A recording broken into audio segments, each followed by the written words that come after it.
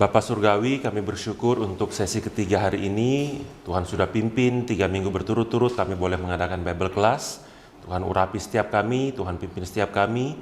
Kiranya semua diskusi, semua pembahasan boleh menolong kami membaca Alkitab, mendorong kami membaca Alkitab, mengenal Tuhan lebih dalam dan menjadi pelaku-pelaku firman. Ini doa kami, demi Kristus Yesus kami berdoa. Amin. Hari ini adalah sesi ketiga. Sesi pertama kita udah lihat overview daripada konteks Alkitab, ya, terutama dari sisi time and space. Kemudian di sesi kedua kita udah overview seluruh Perjanjian Lama. Nah, hari ini kita akan lihat Perjanjian Baru. Sebelum kita masuk lebih dalam, saya udah siapkan di sini perbandingan Perjanjian Lama dan Perjanjian Baru. Hal pertama yang paling kontras kalau kita lihat PL dan PB ya adalah persons of God, Tritunggal itu loh. Di Perjanjian Lama tidak terlalu kelihatan meskipun ada, tapi di Perjanjian Baru jelas sekali Tuhan Yesus mengatakan Bapa, aku, kemudian Rasul Paulus juga sering menyebut Roh Kudus, Tuhan Yesus sendiri juga menyebut Roh Kudus. Jadi Bapa, Putra, Roh Kudus ini jelas sekali di dalam Perjanjian Baru. Perjanjian Lama ada tapi tidak terlalu eksplisit, ya dia implisit. Kemudian salah satu pertanyaan dari Bapak Yosua juga minggu lalu menyangkut rewards for the righteous. Orang benar itu dapat rewardnya di dalam Perjanjian Lama harus di dalam kehidupan ini, right here, right now. Karena mereka tidak ada konsep life after death. Di Perjanjian Lama mereka berpikir setelah orang meninggal ya udah orang itu akan tidur gitu loh. Jadi nggak sadar, nggak ada apa-apa. Jadi kalau ada reward untuk kehidupan yang dekat dengan Tuhan itu harus di kehidupan ini. Kalau kamu orang benar, kamu harus kaya, kamu harus diberkati, kamu harus sehat, kamu harus sukses, semua harus lancar gitu. Kalau dalam Perjanjian Baru, reward for the righteous itu nanti setelah kita mati baru kita dapat rewardnya di kehidupan yang selanjutnya gitu. Jadi ini pembeda Old Testament, New Testament. Kemudian original sin. Baru di dalam Perjanjian Baru kita betul-betul ngerti original sin. Rasul Paulus mengatakan semua manusia berdosa dan seterusnya. Jadi doktrin dosa itu lebih kental di Perjanjian Baru. Ya, di Perjanjian Lama original sin itu belum terlalu kelihatan. Kemudian pekerjaan iblis, the work of Satan. Di Perjanjian Baru lebih jelas manifestasinya ya. Kemudian apa ini namanya? Korban yang abadi. Itu di Perjanjian Baru juga. Di Perjanjian Lama kan korban yang tiap tahun imam harus mempersembahkan, tiap hari harus ada persembahan korban. Di Perjanjian Baru once and for all, sekali untuk selama-lamanya. Juga roh yang diam terus-menerus. Di Perjanjian Lama seolah-olah Roh Kudus itu bisa diambil gitu ya. Waktu Daud berdosa dia mengatakan jangan ambil rohmu daripada aku gitu. Seolah-olah Roh Kudus itu bisa keluar masuk ya, sama seperti Saul. Dikatakan roh Tuhan undur dari Saul. Jadi seolah-olah Roh Kudus itu bisa datang dan pergi. Tapi di Perjanjian Baru kita melihat roh itu tetap untuk selama-lamanya. Karena Tuhan Yesus di Wahyu kalau nggak salah ya orang-orang benar itu dimateraikan oleh roh Tuhan. Kemudian di Perjanjian Lama bait Allah itu ya bait bangunan. Tapi di Perjanjian Baru bait Allah itu adalah orang-orang kudus. Ya jadi organik ya. Kemudian penginjilan. Perjanjian Lama nggak ada penginjilan. Orang Israel nggak pernah disuruh, kamu injili negara tetanggamu, enggak. Orang Israel cuma disuruh baik-baik kamu menyembah Tuhan Allah. Kalau ada orang yang mau join, caranya gini. Ada. Tapi tidak disuruh secara aktif, muridkanlah bangsa-bangsa di sekitarmu, nggak ada. Baru di Perjanjian Baru Tuhan mengatakan di dalam Matius, bagian terakhir, jadikanlah segala bangsa muridku. Ya, itu. Kemudian identitas umat Allah. Kalau di Perjanjian Lama jelas hanya bangsa Israel, tapi di Perjanjian Baru semua orang itu bisa masuk ke dalam keluarga Allah kalau mereka percaya kepada Kristus. Nah, ada hal-hal dalam Perjanjian Lama yang tidak ada di Perjanjian Baru atau kita benar-benar butuh Perjanjian Lama. Karena ada sebagian orang Kristen mengatakan ya firman Tuhan itu mulai Perjanjian Baru, Perjanjian Lama ini ya catatan kaki aja lah, Perjanjian Lama ini nggak dibaca juga nggak apa-apa. Padahal kalau kita nggak baca Perjanjian Lama, kita nggak tahu penciptaan. kita nggak ngerti konsep kekudusan Allah itu seperti apa. Ya, karena imamat bicara tentang kekudusan Tuhan Allah. Minggu lalu saya udah sempat singgung ini ya. Masih ingat nggak? Ada yang namanya holy, ada yang namanya clean, ada unclean. Ada satu lagi, sebetulnya saya lupa minggu lalu, saya baru ingat, profane ya. Baru ini adalah herem. Herem ini mirip dengan kata haram, tapi agak beda. Kalau ini kan kudus. Kudus itu sesuatu yang memang kudus, yang barang-barang yang dipakai dalam bait suci hanya boleh dipakai untuk ibadah, itu kudus, barang-barang kudus. Barang-barang yang dikhususkan. Kita tahu kudus ini kan artinya separated, dipisahkan, dikhususkan hanya untuk ibadah. Clean itu halal. Halal. Makanan yang clean, makanan kita bisa makan. Orang Israel ya, mereka bisa makan. Clean kondisi, kalau wanita itu dia lagi tidak datang bulan itu clean. Kalau dia habis datang bulan dia unclean, najis. Tapi bukan berarti berdosa, itu bukan keadaan dosa. Berdosa itu kalau profane, menyebut nama Tuhan dengan sembarangan, itu kekejian bagi Tuhan, itu hukumannya bisa mati. Herem ini seperti di dalam Yosua, kitab Yosua. Ingat nggak waktu Tuhan suruh bangsa Israel hancurkan Yeriko? Tuhan bilang apa? Semua orang harus dibunuh, semua binatang harus dibunuh, semua barang harus dihancurkan. Nggak boleh ada satupun kamu ambil. Nah, itu namanya herem. Itu harus dihancurkan. Ada yang curi barangnya. Siapa namanya? Ada yang ambil. Tuhan udah bilang hancurkan semua. Dia ambil. Sampai di perang berikutnya mereka kalah. Ingat nggak siapa namanya? Kalau bisa jawab dapat hadiah dari Bapak Yosua. Namanya Akan. Akan itu curi kain-kain, emas-emas. Sampai waktu perang melawan Ai, kota kedua di dalam tanah perjanjian. Kan pertama Yeriko. Udah menang nih. Masuk ke kota kedua, perang melawan Ai, mereka kalah. Mereka tanya Tuhan. Tuhan, kenapa kita kalah? Tuhan bilang ada yang ngambil. Dicek, ternyata ada. Nah, itu. Jadi barang-barang yang dalam tanda kutip herem ini nggak boleh ada, ini harus dihancurkan di hadapan Tuhan. Ya. Jadi ini bicara tentang holiness of God, dan ini tidak ada di perjanjian baru. Bukan tidak ada, paling jelas di perjanjian lama. Paling jelas, karena satu kitab sendiri ngomong itu. Kemudian konsep kerajaan Allah, beda banget di perjanjian baru, perjanjian lama. Perjanjian baru Tuhan Yesus ngomong kerajaan Allah, tapi Tuhan Yesus mengatakan kerajaanku bukan dari dunia ini. Tapi di dalam perjanjian lama, kerajaan Allah itu kerajaan Israel. Kerajaan Allah yang hadir secara fisik. Jadi konsep perjanjian lama mengenai kingdom of God itu unik. Kemudian God saving acts. Itu juga di dalam perjanjian lama jelas sekali. Dalam keseharian, dalam perang, dalam apapun, Tuhan hadir untuk menolong umatnya. Ya, perjanjian baru ada tapi lebih kepada spiritual. Tidak betul-betul real gitu. Tidak, bukan real. Tidak betul-betul kelihatan right here, right now. Heroes of faith, semua di perjanjian lama yang disebut di dalam kitab Ibrani ya. Itu semua di perjanjian lama. Kalau nggak ada perjanjian lama, kita nggak tahu heroes of faith. Kemudian umat Tuhan sebagai image of God, itu juga di perjanjian lama. Sampai di sini ada pertanyaan? Clear ya? Jadi ini keunikan perjanjian lama. Yang tadi ini perbandingan New Testament, Old Testament, ini keunikannya.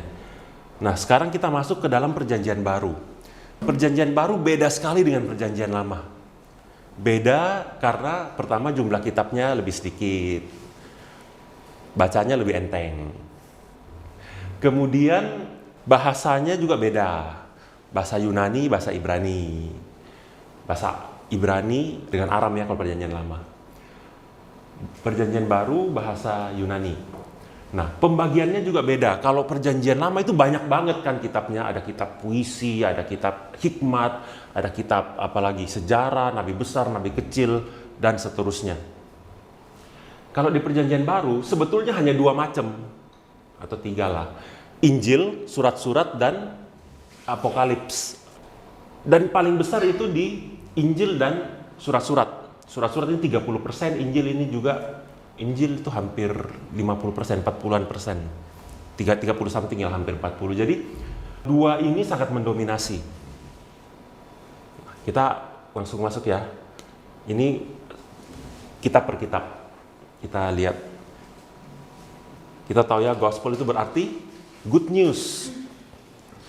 Good news tentang apa? Tentang pengajaran Yesus dan janji Tuhan, penggenapan janji Tuhan di dalam perjanjian baru. Jadi perjanjian lama Tuhan kasih janji, digenapinya di perjanjian baru.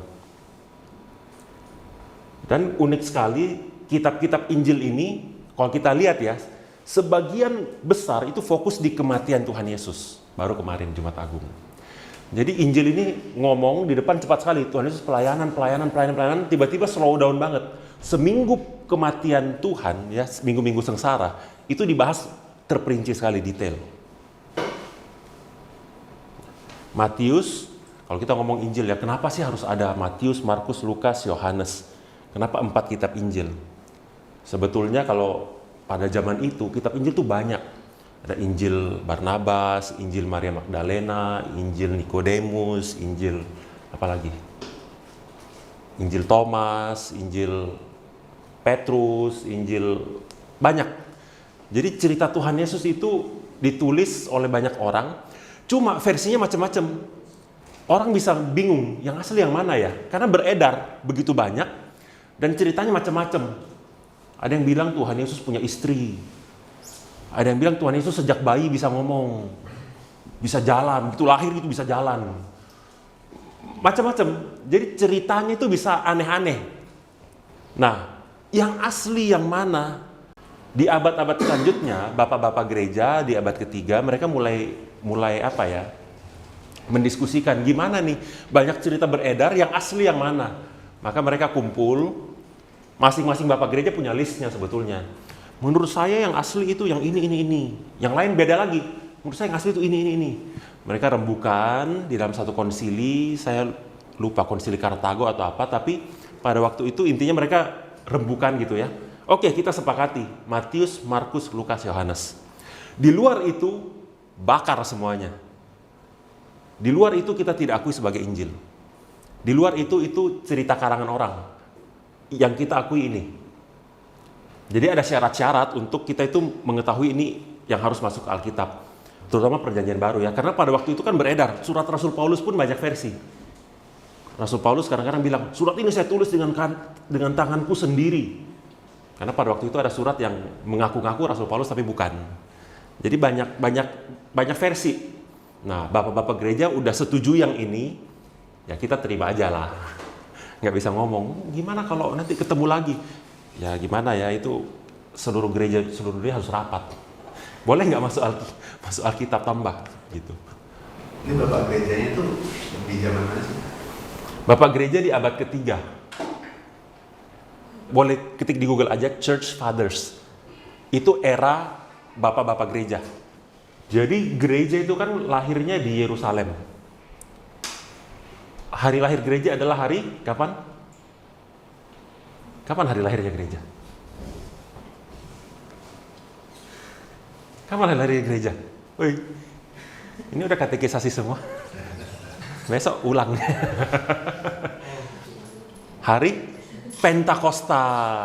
Terima kasih Bapak Yosua. Hari Pentakosta itu terjadi di mana? Di mana? Hari Pentakosta. Itu hari lahirnya gereja. Terjadinya di mana? Di Yerusalem. Jadi Yerusalem pada waktu itu kan lagi festival besar. Banyak orang dari seluruh daerah ini datang ngumpul di Yerusalem ke Bait Allah. Dan Rasul Petrus dengan rasul-rasul lain itu kan berbahasa lidah. Dan orang-orang kan lihat kan, loh ini kan bahasa kita, kok mereka bisa? Ya kan? Nah, terus sejak itu kan mereka dengar khotbah, mereka jadi Kristen, mereka kembali ke tempat masing-masing kan. Jadi kekristenan lahir di Yerusalem, menyebar nih ke Yudea, ke Samaria, sampai ke mana-mana. Nah, ada beberapa kota yang besar. Misalnya di sini ada Alexandria di Mesir, di sini ada Antiok, di sini ada banyak di Syria, di mana-mana ini pusat-pusat kekristenan mulai tumbuh. Nah, setiap kota itu ada leadernya. Setiap kota itu ada bishopnya, ada uskupnya. Yang nyebutnya uskup, meskipun agak beda dengan sekarang ya. Tiap kota itu ada leadernya. Nah, leader-leader ini itulah yang menjadi bapak-bapak gereja di abad kedua, ketiga, gitu. Waktu kita nyebut bapak-bapak gereja, sebetulnya itu adalah leader-leader dari gereja di kawasan ini pada saat itu. Karena gereja belum sampai ke mana? Indonesia, belum sampai ke Amerika. Gereja itu ya cuma di sini. Gitu. Jadi untuk ngumpul tidak terlalu susah. Kumpulkan pemimpin gereja seluruh dunia. Ya ini aja. Kita mau rapat, tentukan kanon Alkitab. Gampang. Ini setelah Paulus atau sebelumnya? Waktu itu belum ada istilah paus. Paus itu kan istilah di abad pertengahan. Paulus. Setelah Rasul Paulus. Jadi bapak-bapak gereja itu biasanya adalah murid-murid para rasul. Paulus punya murid namanya Timotius. Timotius punya murid lagi. Ya kita tidak tahu siapa. Nah, biasanya murid-murid mereka generasi ketiga, keempat, itulah bapak-bapak gereja. Mereka yang menerima pengajaran dari para rasul, gitu. Makanya mereka dalam tanda kutip berhak untuk menentukan yang mana yang asli, karena mereka dekat. Mereka bisa ngerti. Yang ini bukan pengajaran rasul, ini Injil palsu. Yang ini asli, gitu. Jadi Injil itu harus ditulis oleh orang yang pernah ketemu Tuhan Yesus atau murid dari para rasul, karena kita tahu kan Matius itu murid langsung. Markus itu bukan murid langsung.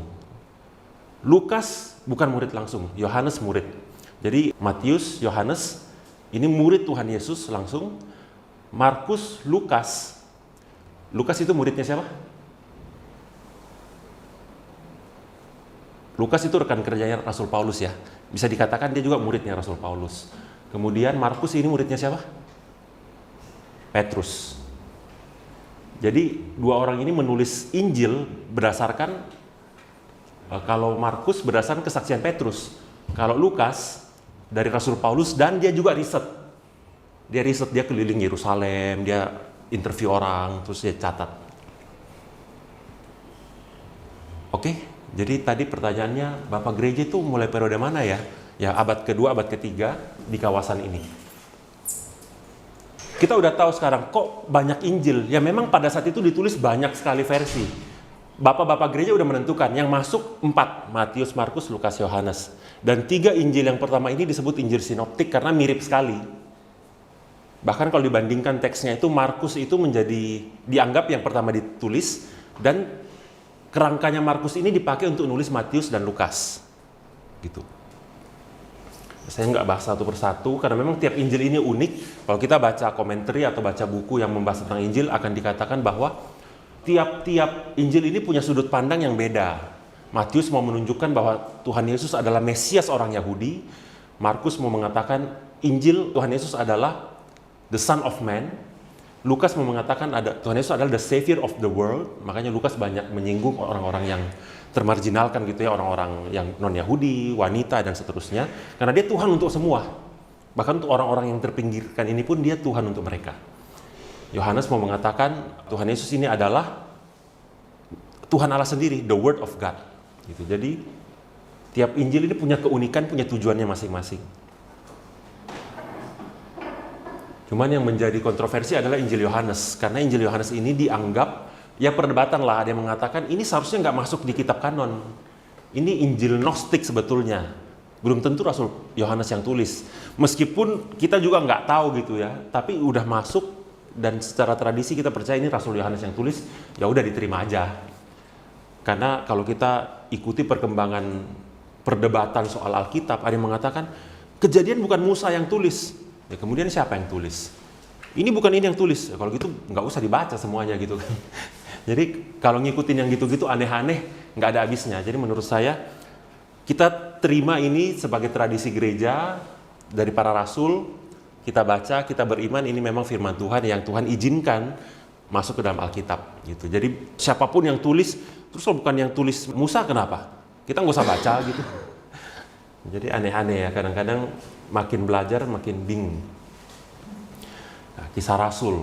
Kisah Rasul ini satu-satunya yang dianggap kitab sejarah di dalam Alkitab Perjanjian Baru, di dalam New Testament. Injil, sejarah, surat-surat, dan Apokalips. Kisah Rasul bicara tentang sejarah gereja, lahirnya gereja, kemudian dua rasul yang paling besar di dalam perkembangan gereja, Rasul Petrus dan Paulus. Petrus ini dianggap rasul untuk orang Yahudi, Paulus dianggap rasul untuk orang non-Yahudi.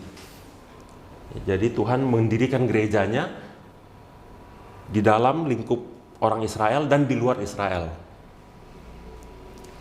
Kemudian surat-surat. Nah, surat-surat ini sepertiga dari perjanjian baru kita, dan sebagian besar ditulis Rasul Paulus. Jadi banyak teologi Paulus yang menjadi dasar kekristenan hari ini. Kitab yang paling tebal, jadi surat-surat itu disusun dari yang paling tebal ke yang paling tipis. Paling tebal Roma, dan paling kaya dengan teologi Roma.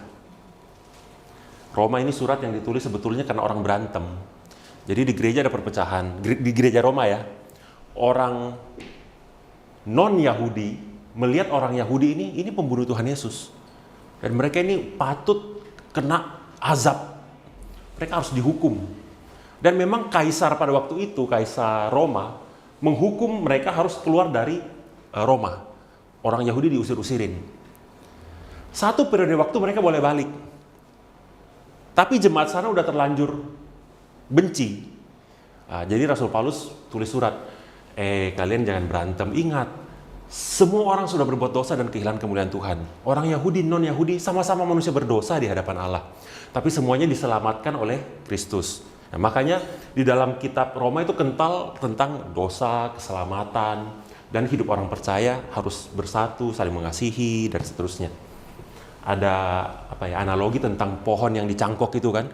Kalau dahan yang asli aja dipotong, kamu yang dicangkok gini. Nah, itu menunjukkan ini orang Yahudi, non-Yahudi sebetulnya ada perselisihan. Tapi Rasul Paulus mencoba mendamaikan dan dia bilang, saya akan datang ke sana. Dia tulis panjang lebar. Nah, di dalam tulisan itu ada harapan, saya ingin datang kunjungi kalian. 1 Korintus ini gereja yang paling kaya secara finansial dan secara karunia rohani, tapi paling banyak problem. Orang mabuk di dalam ibadah, orang pakai karunia rohaninya tidak bertanggung jawab, dan seterusnya. 2 Korintus ini Rasul Paulus membela kerasulannya. Orang mengklaim dia bukan rasul kok. Dia itu cari duit, tapi Rasul Paulus membela dirinya. Ya, dia mengatakan saya ini juga rasul, saya gini ya. Dia membela kerasulannya. Galatia ini berkembang ajaran sesat. Makanya Rasul Paulus marah-marah. Kalau kau terima Injil yang lain, terkutuklah mereka yang memberitakan Injil yang lain itu.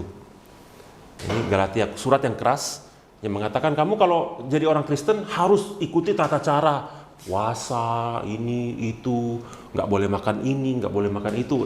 Rasul Paulus marah ya. Kamu diselamatkan bukan oleh hukum Taurat, tapi oleh roh, oleh iman dalam Kristus. Efesus, ini perdebatan ya, ada yang bilang ini bukan Rasul Paulus yang tulis, tapi kan siapa yang tahu ya, emang yang mengatakan bukan juga lihat gitu kan. Jadi kan tidak ada yang lihat sebetulnya, jadi kita percaya ini Rasul Paulus tulis. Dan ini sepertinya surat edaran.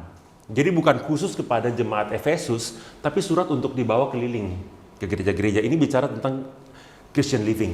Ya, di sana ada peperangan rohani, di bagian terakhir itu terkenal ya, kenakanlah segenap perlengkapan senjata Allah ya. Mostly ini bicara tentang Christian living. Kemudian surat Filipi, ini katanya surat yang paling indah gitu ya, ditulis dalam penjara, tapi penuh dengan sukacita. Dan Rasul Paulus bicara tentang unity, kalian jemaat saling mengasihi, semua anggota tubuh gitu. Tapi ini surat yang indah ya, maksudnya Rasul Paulus tidak marah-marah di sini. Kalau di Galatia, Rasul Paulus marah-marah. Kalau di sini Rasul Paulus adem ayem gitu. Kolose juga marah-marah. Ya nggak marah-marah lah. Bukan marah-marah ya. Maksudnya dia karena ada pengajaran sesat. Jadi Rasul Paulus mau menegaskan lagi. Keutamaan Kristus loh. Ada yang mengatakan di situ Tuhan Yesus itu sebetulnya bukan Tuhan, itu ciptaan. Tapi Rasul Paulus mengatakan tidak. Kristus itu adalah pencipta juga gitu loh. Kemudian bicara tentang Christian living.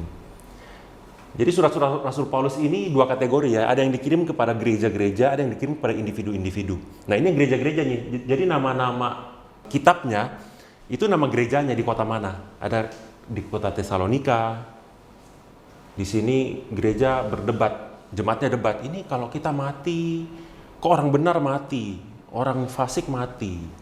Terus nanti gimana? Rasul Paulus menjelaskan, kamu kalau mati, kamu jangan berduka cita.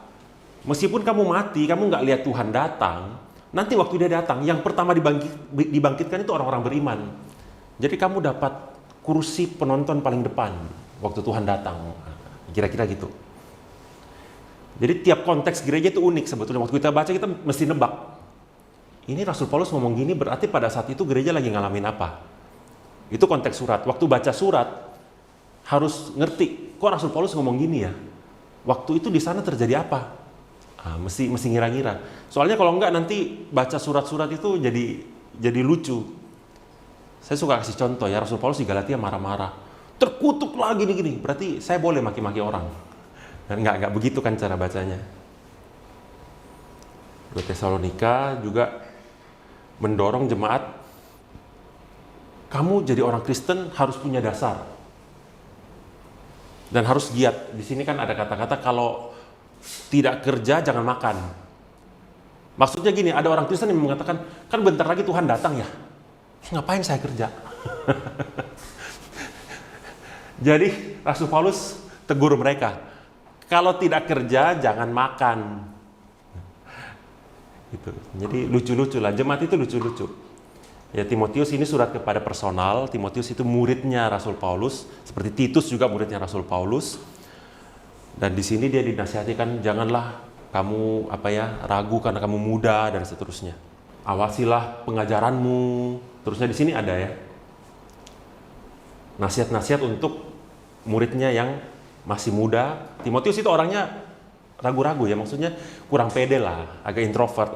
Kalau Titus orangnya satset Titus. Makanya surat Titus itu nggak panjang lebar, surat Titus itu langsung instruksi. Kamu ke gereja ini tunjuk orang-orang yang bisa dipercayakan gini. Itu jelas. Surat Titus itu very straightforward. Tapi Timotius dinasihati dulu, janganlah kamu, karena kamu muda, tapi kamu jangan minder dong. Gini, di encourage dulu. 2 Timotius ini surat terakhir sepertinya, karena setelah ini dia dieksekusi ya, jadi very personal. Dia ngomong banyak hal yang personal kepada Timotius. Baik atau tidak baik waktunya, beritakanlah firman. Kemudian setiap firman yang Tuhan inspirasikan itu berguna untuk mengajar dan seterusnya. Jadi ini encouragement ya untuk Timotius. Ya, Titus ini surat tugas lah ya, kamu lakukan ini gitu. Filemon ini untuk seorang pemilik rumah yang kehilangan budak, tapi budaknya ini ketemu Rasul Paulus terus dikirim balik. Jadi ada pesan-pesan Rasul Paulus di situ.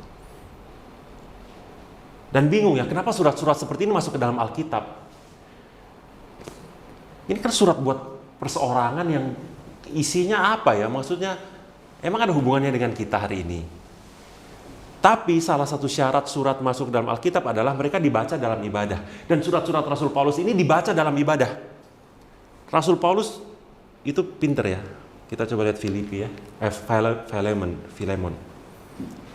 Filemon.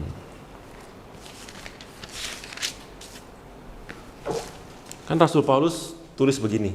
Dari Paulus seorang hukuman karena Kristus dan seterusnya, di ayat 2 terakhir dia ngomong gini.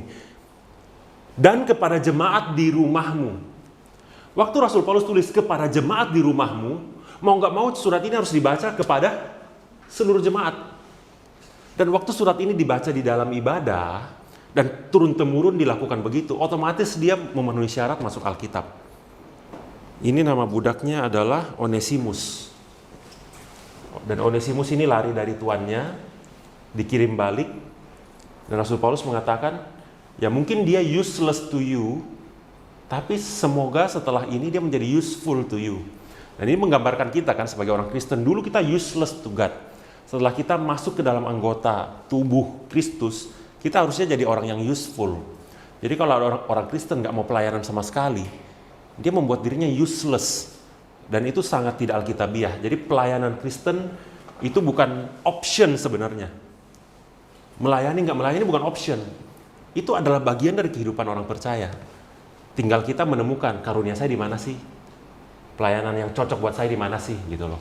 Jadi pelayanan Kristen itu bukan option. Kita harus make ourselves useful to God. Surat Ibrani. Ini perdebatan, ada yang mengatakan yang tulis Paulus, ada yang bukan. Kita tidak tahu siapa yang tulis memang, karena beda banget dengan tulisan Rasul Paulus. Tapi surat Ibrani ini kan surat kepada orang-orang Ibrani. Jadi sangat kental keyahudiannya, makanya di sini disebut Kristus sebagai imam besar. Keimaman Kristus itu paling, kan kita tahu Tuhan Yesus itu raja, imam dan nabi. Raja, imam, dan nabi. Raja jelas lah ya, dia raja di atas segala raja, King of Kings. Di dalam kelahiran dia orang mempersembahkan emas. Dia diperlakukan sebagai raja. Nabi karena dia memperkatakan akan firman. Terus imam dari mana? Harusnya kan imam keturunan Harun. Imam harusnya kan keturunan Lewi. Tuhan Yesus kan keturunan? Hah? Apa nggak tahu? Daud. Keturunan sukunya Yehuda. Ya, keturunan Daud, betul. Daud suku Yehuda. Dari mana orang Yehuda ini jadi imam dari mana? Dari mana? Dikatakan dalam surat Ibrani berdasarkan peraturan Melkisedek. Melkisedek itu disebut imam yang maha tinggi. Dia tidak tahu dari mana datangnya, tidak tahu kemana perginya. Dan Yesus dikatakan seperti Melkisedek. Lahir bukan berarti lahirnya nggak tahu dari mana ya. Perginya juga nggak tahu di mana. Tapi dia tidak seperti manusia pada umumnya yang memang lahirnya punya bapak ibu, lahir dari hubungan seksual pria wanita, enggak. Jadi dianggap Tuhan Yesus ini menjadi imam berdasarkan peraturan Melkisedek. Itu ada di dalam surat Ibrani. Keimaman Kristus ya ditekankan sekali di sini. Kristus raja, imam, dan nabi. Imamnya itu paling kental dalam kitab ini. Kristus mempersembahkan dirinya sendiri, masuk ke dalam ruang maha suci di surga, dan seterusnya. Bahkan dikatakan Kristus adalah pemimpin ibadah, worship leader. Jadi kata WL itu sebetulnya di dalam kitab Ibrani. WL itu bukan istilah kita zaman sekarang, nggak. WL itu di Alkitab. Tuhan Yesus adalah worship leader di surga. Waktu kita jadi worship leader di dunia, kita itu terkoneksi sama dia sebetulnya. Dan kita mesti ngerti bagaimana cara Tuhan pimpin ibadah di sana. Begitulah seharusnya worship leader pimpin ibadah di sini. Jadi worship leader itu bukan sekedar song leader atau seperti MC di dalam kondangan gitu yang selamat pagi guys, ya mari kita nyanyi gitu. Mesti betul-betul dipelajarin. Gimana sih prinsip-prinsip Tuhan Yesus pimpin ibadah di surga? Kita harusnya terapkan di sini. Nanti kalau bikin pembinaan WL sendiri, ya nanti Bapak Herfian diatur lah ya. Surat Yakobus ini bukan Yakobus anak Zebedeus, ini Yakobus saudara Tuhan Yesus. Setelah Tuhan Yesus bangkit, banyak di antara saudaranya yang tadinya nggak percaya, itu akhirnya menjadi percaya. Termasuk Yakobus dan Yudas. Jadi surat Yakobus dan surat Yudas ini ditulis oleh dua saudara tiri Tuhan Yesus. Seibu tapi lain ayah gitu ya. Ya nggak sih ngomongnya? Yang seibu kan semua lahir dari Maria nih Pak. Tapi kan bapaknya, kalau Tuhan Yesus kan bapak surgawi. Kalau ini kan bapaknya bapak Yusuf. Jadi Yakobus siapa? Yudas. Adiknya. Kandung. Karena Yudas kan waktu tulis suratnya juga dia tulis aku dari Yudas hamba Yesus Kristus dan saudara Yakobus, a brother of James. Dan James di sini, James yang ini, saudara Tuhan Yesus. Karena James, saudara Yohanes itu udah mati di zaman Herodes. Dia martir pertama. Rasul pertama yang mati itu dia. Dia dipenggal oleh Herodes. Jadi Yakobus yang kita baca dalam kitab Injil itu udah mati. Nah ini Yakobus yang lain. Yakobus saudara Tuhan Yesus. Dia baru percaya setelah Tuhan Yesus bangkit. Sebelum Tuhan Yesus bangkit, saudaranya tidak ada yang percaya. Makanya waktu Tuhan Yesus berkhotbah di dalam satu bagian Injil dikatakan murid-murid berkata begini, ibumu dan saudara-saudaramu datang menjemput engkau. Maksudnya mereka anggap Tuhan Yesus ini gila gitu kan. Maksudnya bayangin ya, dari kecil tinggal sama-sama kita. Satu titik waktu dia nggak mau pulang, dia pergi. Nggak mau kerja. Tadinya kan dia kerja nih, jadi tukang kayu kan, bantu papa, lanjutin usaha bisnis family gitu kan. Kan dari kecil kan, dari umur 12 nih, bantu usaha orang tua, kerja di rumah, ya baik-baiklah. Sebagaimana Yesus yang saudara-saudara kenal. Tiba-tiba umur 30, dia pergi dari rumah. Nggak ngurus bisnis keluarga, nggak kerja. Terus ngomongnya ngelantur, Bapakku. Bapakmu kan Yusuf, Bapakku yang di surga. Wah, ini Koko mulai gendeng. Terus dijemput, kita jemput. Udah jemput, mana dia ya? Tolong kasih tahu. Ibunya dan saudara-saudaranya datang jemput, disampaikan. Guru, ibumu dan saudaramu jemput. Tahu Pak jawaban Tuhan Yesus? Siapa ibuku? Waduh. Makin gendeng gitu kan. Siapa saudaraku? Bayangin ya, ibunya denger. Waduh, beneran udah gendeng ini. Jadi saudaranya dengan ibunya sendiri pun pada waktu itu sulit mempercayai ya. Karena selama ini tinggal sama kita, terus tiba-tiba kayak orang schizofren. Kalau kita belajar psikologi atau kita sering dengar istilah-istilah itu kan orang schizofren kan. Tiba-tiba berubah dan ya gitu, kayak orang gila. Ngomongnya udah lain, pokoknya ya anyway. Tapi Yakobus ini akhirnya setelah Tuhan bangkit, dia menjadi percaya. Yudas juga begitu. Dan mereka memberikan banyak sekali nasihat-nasihat tentang hidup bergereja, hidup orang percaya.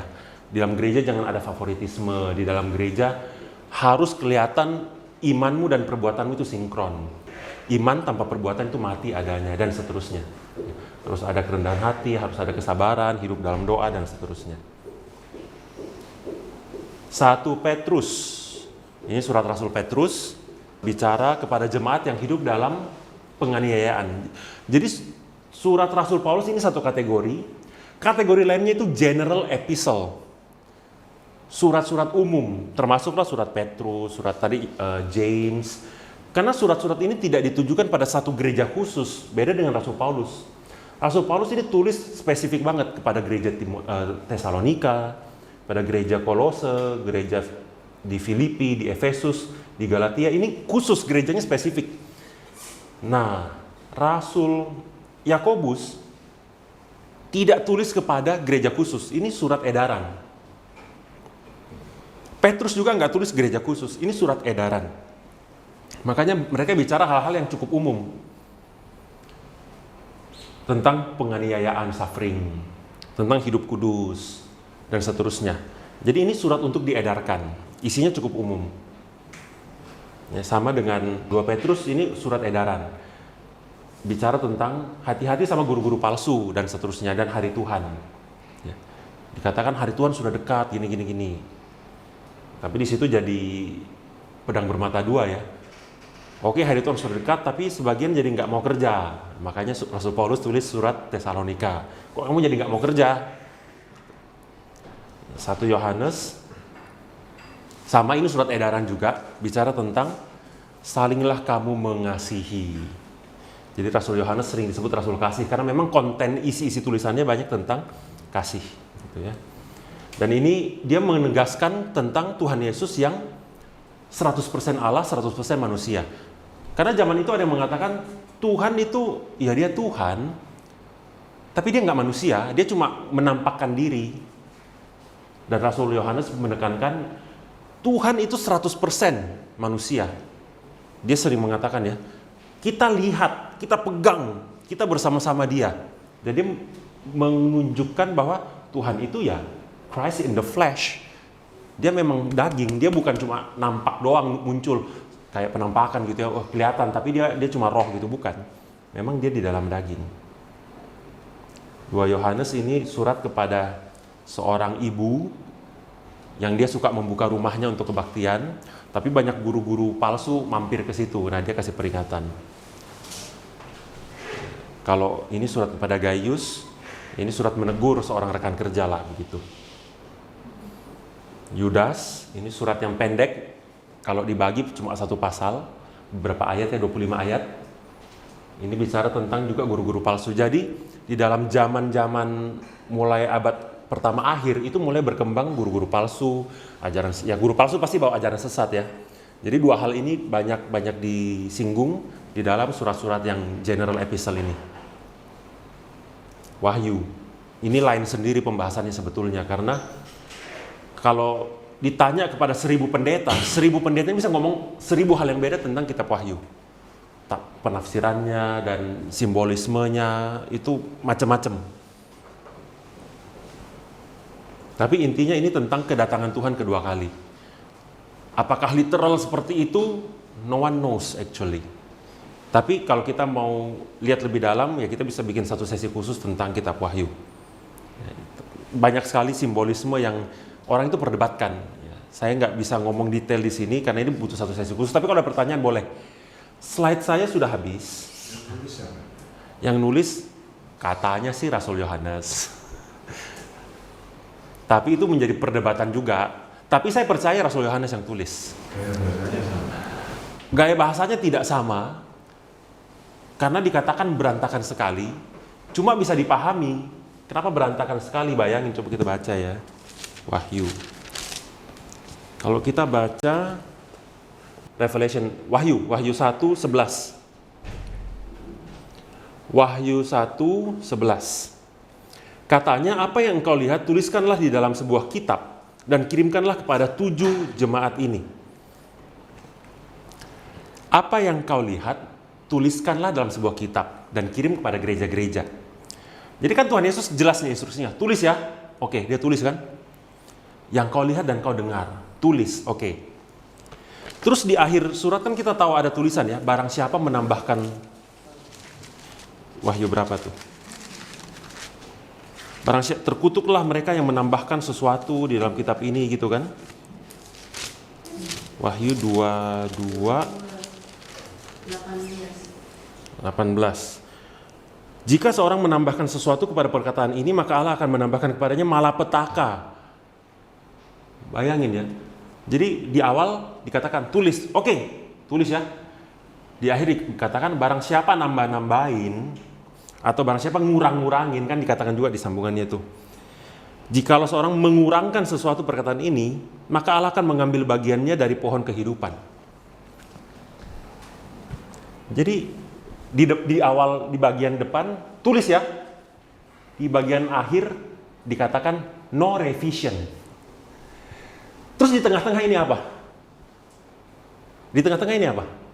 Penglihatan surgawi, malaikat ini, begitu, buat binatang. Ini kan kalau orang yang nulis mesti gimana ini? Ini apa sih? Ya kan? Nulisnya itu kan bisa berantakan. Terus pas mau direvisi, janganlah menambahkan atau mengurangi. Terus gimana ya? Jadi surat ini memang jadi berantakan. Strukturnya, tulisannya, grammarnya, tapi bisa dipahami.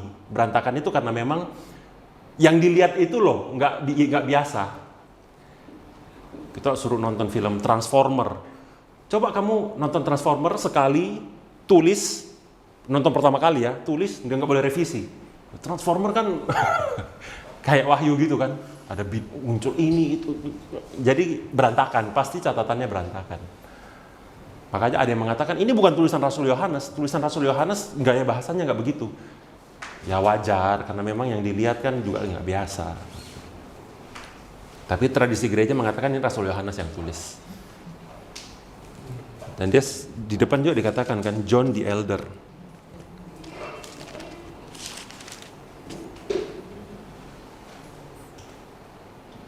Yohanes telah bersaksi tentang firman Allah dan tentang kesaksian yang diberikan oleh Yesus Kristus dan seterusnya. Jadi penulisnya juga ngaku Yohanes, meskipun ada yang mengatakan ini Yohanes yang lain.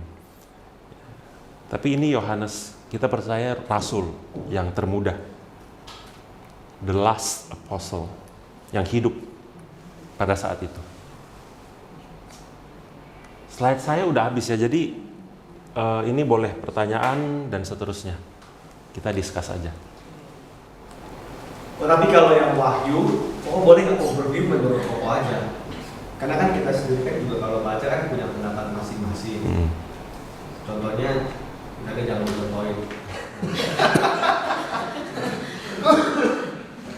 Tapi pendapat Koko aja gitu, jadi kan kita mungkin jadi bisa dipermudah lah. Bukan dipermudah, setidaknya kan Koko STT.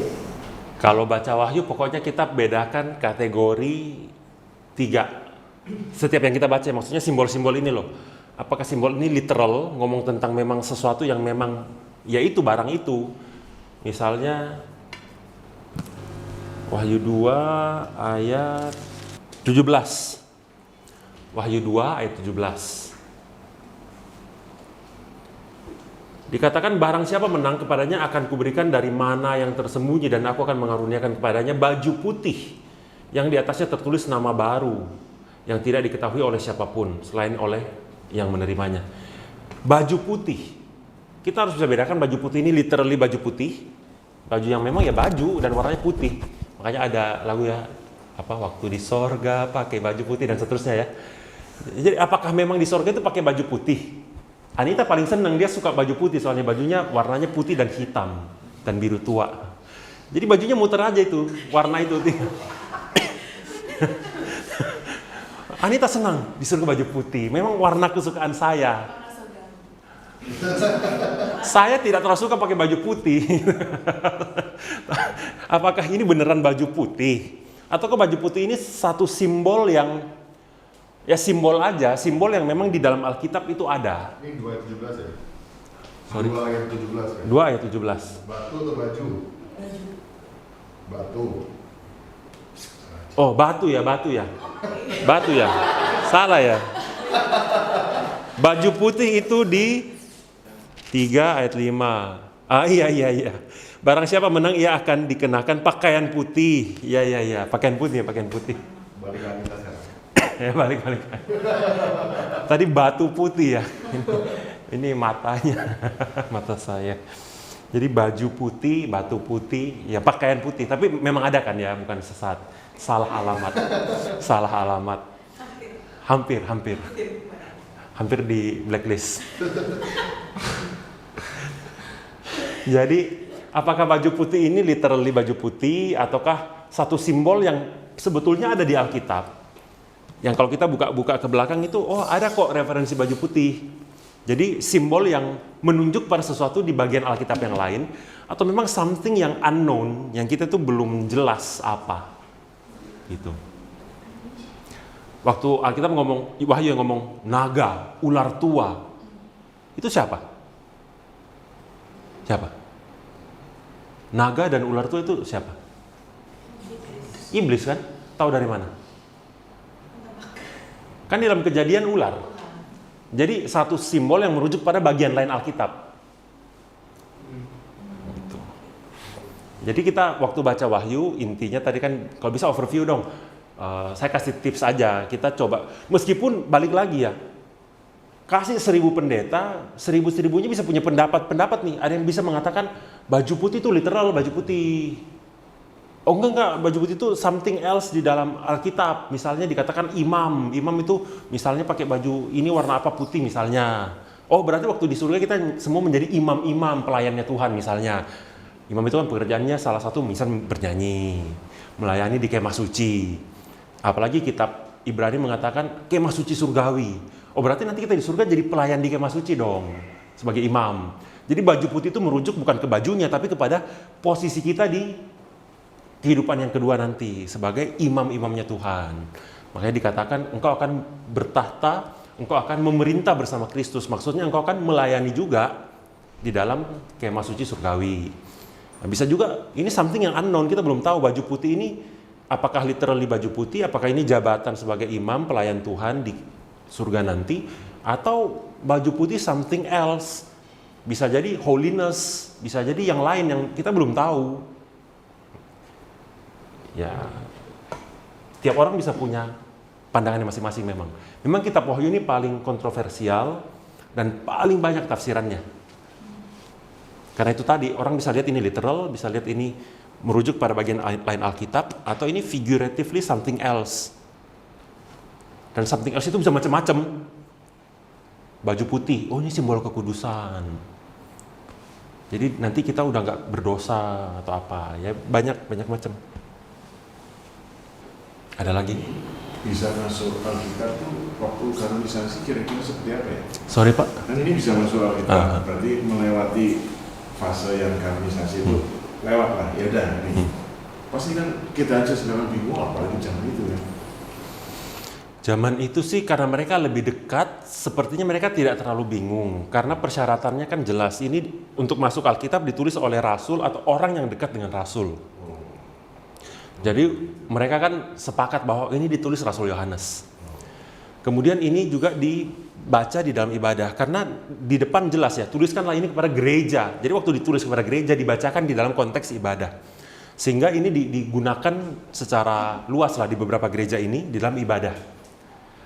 Jadi untuk memasukkan ke dalam kanon itu tidak sulit karena jelas. Dan isinya kita bisa bayangkan ya, kalau nggak ada kitab wahyu, kita nggak terlalu jelas nanti akhir zaman Tuhan datanglah itu seperti apa. Nah, tapi kitab wahyu ini melengkapi lah, dia inline dengan seluruh cerita Alkitab. Jadi bapak-bapak gereja juga melihatnya ini harus ada. Kalau nggak ada, bayangin kitab kita terakhir itu kitab Yudas. Kitab Yudas kitab terakhir gitu kan. Dan kitab Yudas ini bicara tentang ajaran sesat dan guru-guru palsu. Jadi kayaknya suram banget kok gereja cuma berkutat dengan ajaran sesat guru palsu. Tapi dengan adanya kitab wahyu, kita punya pengharapan bahwa Tuhan akan datang dan menjadikan semuanya baru, langit bumi yang baru. Jadi memang dari ceritanya sendiri itu inline dengan seluruh Alkitab. Itu kalau di perjanjian lama itu tanah Palestina ini yang ditempati orang Palestina sekarang itu sebetulnya tanahnya siapa? Apakah tanahnya orang Israel yang disebut dulu Yahudi itu, atau memang itu tanahnya orang Palestina? Ini kayaknya habis kena itu Pak ya, habis nonton berita bola kemarin nih. Karena kok terus kemudian waktu Israel diserang itu kok yang ada jalur Gaza dimiliki negara ini, tapi barat dimiliki itu, terus Palestina ini tanahnya berkurang. Kita lihat Imamat 18. Kita lihat Imamat 18 ayat 24. Imamat 18, 24, 25. Dan ya bisa sampai 26 dan seterusnya. Kita lihat aja ya. Imamat 18 ayat 24 saya bacakan ya. Janganlah kamu menajiskan dirimu dengan semuanya itu, sebab dengan semuanya itu bangsa-bangsa yang akan kuhalaukan dari depanmu telah menjadi najis. Negeri itu telah menjadi najis dan aku telah membalaskan kesalahannya kepadanya, sehingga negeri itu memuntahkan penduduknya. Tetapi kamu ini haruslah tetap berpegang pada ketetapanku dan seterusnya. Kalau ditanya tanah itu punya siapa, jawabannya kan paling tepat sebetulnya punya Tuhan, Pak. Punya Tuhan. Nah, Tuhan memberikan tanah ini mula-mula kalau berdasarkan cerita Alkitab kepada orang-orang Kanaan. Iya kan? Kan mereka penduduk aslinya. Cuma Tuhan bilang penduduk itu sudah menajiskan dirinya. Sehingga tanah itu memuntahkan. Jadi bayangin ya, tanah itu memuntahkan penduduknya. Maksudnya Tuhan usir orang-orang itu dari situ akhirnya. Karena mereka hidupnya sudah terlalu keterlaluan. Ya seks bebas dan seterusnya. Bayangin ya, kalau ada satu kota, ini kita bayangin aja, satu kota misalnya. Penduduknya itu LGBT semua. Seperti Sodom Gomora misalnya. Bayangin, Lot itu kan dikepung rumahnya, kan dicatat jelas ya di kejadian itu ya. Seluruh laki-laki dari tua sampai muda di kota Sodom itu ngepung rumahnya Lot. Untuk memperkosa malaikat yang tinggal di rumahnya itu. Jadi ini kan bayangin, satu kota itu sudah kayak begitu. Bayangin satu kota penduduknya semuanya itu misalnya ya, kena HIV. Karena seks yang begitu bebas, yang tidak bertanggung jawab dan begitu, ya nggak ngerti lah seperti apa. Mereka beribadah di kuil-kuil berhala, ada pelacur di situ. Jadi ibadahnya sambil, ya gitulah kira-kira. Jadi kejinya bukan main. Dan Tuhan bilang kamu jangan ikut yang begitu. Kalau kamu ikut yang begitu, nasibmu sama dengan mereka, yaitu apa? Dimuntahkan. Dan beneran Israel pernah nggak dimuntahkan oleh tanah itu? Pernah nggak? Peristiwa apa? Peristiwa apa? Pembuangan kan? Israel kan pernah dibuang. Dan orang Israel dibuang itu karena mereka memang sudah melakukan dosa di hadapan Tuhan. Makanya nabi-nabi perjanjian lama kan banyak sekali ngomong seruan pertobatan.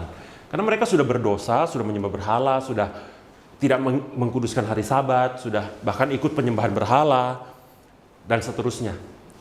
Jadi Tuhan juga pernah menghukum Israel. Karena yang punya tanah ini Tuhan. Dan Tuhan berhak kasih tanah ini kepada siapa, tapi kalau mereka udah berdosa, dimuntahkan. Diisi yang baru. Nanti dimuntahkan lagi, diisi yang baru.